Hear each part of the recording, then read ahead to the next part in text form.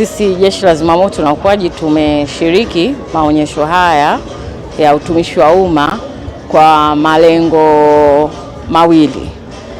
Kwanza kabisa ni kwa ajili ya kutoa elimu kwa wananchi ya namna ya kukabiliana na majanga ya moto, lakini mafuriko, majanga mengine yote ambayo hayahusiani na jinai, ili waweze tahadhari za awali wakati wakiita msaada kutoka Jeshi la Zimamoto na Uokoaji.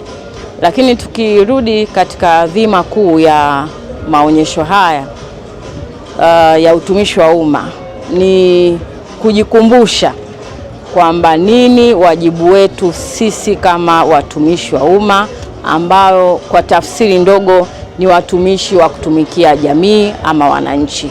Kwa hiyo hii ni kumbukumbu au kumbusho kwa maafisa na askari wote kwamba ni wajibu wetu sisi kama maafisa na askari kutumikia wananchi kwa uweledi, na tunavyosema kwa uweledi manake ni kutoa huduma kwa wakati, kutoa huduma kwa usahihi, kupokea taarifa kwa usahihi na ukamilifu, ili sisi tuweze kutoa huduma vizuri kwa wananchi wetu.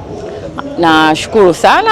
Mimi nawakaribisha kwanza wananchi katika mabanda yetu haya, kwanza ya Wizara ya Mambo ya Ndani, ambapo kuna taasisi zote na wataweza kupata huduma zote ambazo ziko chini ya taasisi ambazo ziko chini ya Wizara ya Mambo ya Ndani. Lakini nawakaribisha kwenye banda letu la Zimamoto na Uokoaji ili waweze kupata elimu ya namna ya kukabiliana na majanga.